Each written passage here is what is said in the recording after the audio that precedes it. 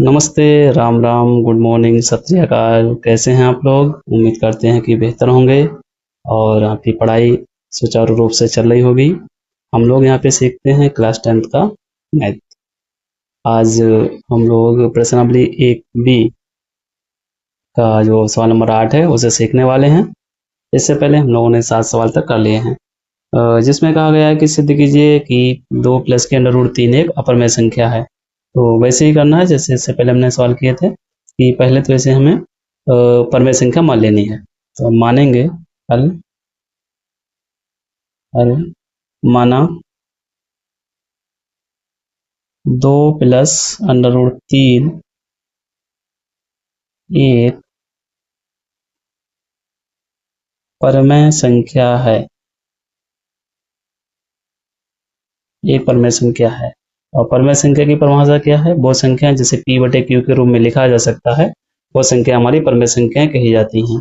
तो इसमें जो है वही लिखना है कि यदि एक परमेय संख्या है तब इसे p बटे q के रूप में लिखा जा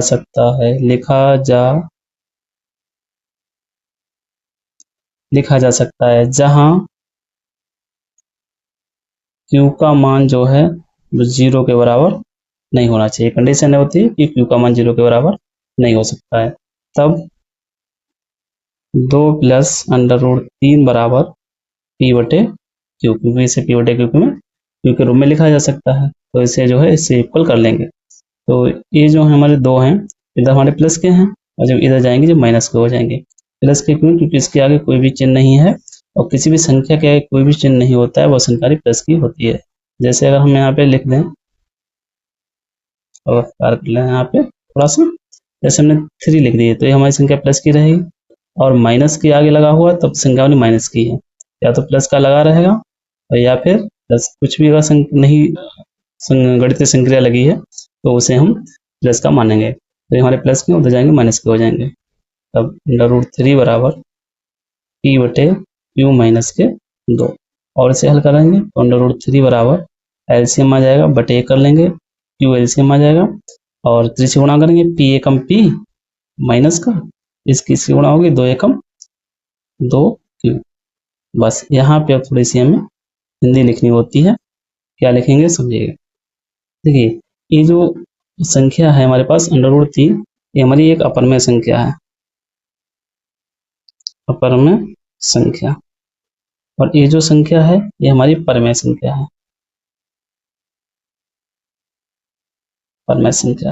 लेकिन कंडीशन क्या बनती है कि बीच में क्या है जो इक्वल है। अगर परमेय और अपरमेय संख्या कभी आपस में बराबर हो नहीं सकती हैं तो यहाँ पे हम कह सकते हैं ये जो स्थिति बनती है विरोधाभास की स्थिति है। अतः ये स्थिति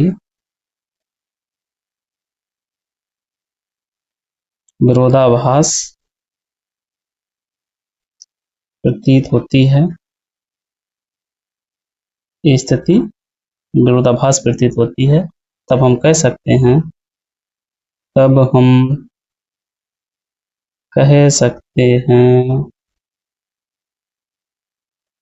कि 2 प्लस के अंडर रूट 3 एक अपरमेय संख्या है, एक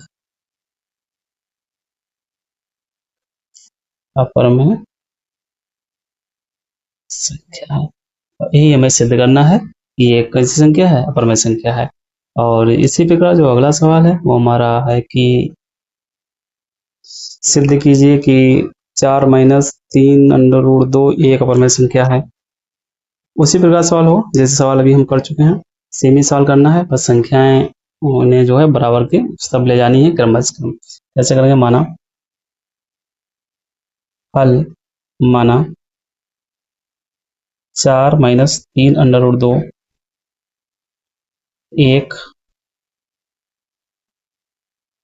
परमेय संख्या है जिसे p बटे q के रूप में लिखा जा सकता है। जहां क्यू नॉट इक्वल 0। वही सारी चीजें लिखनी है फ्रेंड्स जो हमने पहले लिखी थी, सेम वही चीजें लिखनी है और उसी प्रकार करना है। तब 4 माइनस 3 अंडर रूट 2 बराबर पी बटे क्यू। ये हमारे 4 हैं, उधर जाएंगे जो माइनस के हो जाएंगे, तो माइनस के 3 अंडर रूट 2 बराबर पी बटे क्यू माइनस के 4।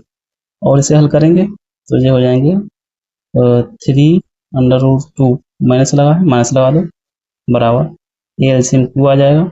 इसे एक करेंगे यहाँ पे पी एकम पी माइनस के 4 एकम 4 क्यू। अभी तो ये आपस में मल्टीप्लाई में है तो ये बटे में आएंगे तो हमारा हो जाएगा अंडर रूट 2 बराबर पी माइनस के 4 क्यू बटे माइनस के टी। ये हमारी कंडीशन बन के तैयार हो गई है। हम कह सकते हैं कि एक परमेय संख्या है, ये वाली संख्या हमारी अपरमेय है और बराबर में इक्वल है, इसका मतलब यहाँ आपस में विरोधाभास है। अतः ये स्थिति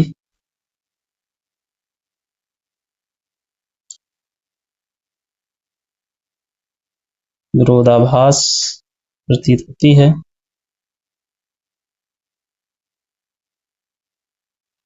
होती है तब